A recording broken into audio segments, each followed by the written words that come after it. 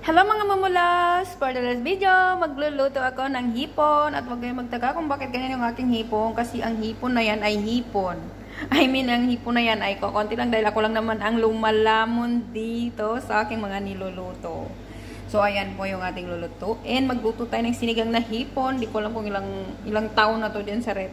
Basta ninakaw ko lang yan para sa tagaluto. Huwag kayong maingay. So ito po yung ating lulutuin.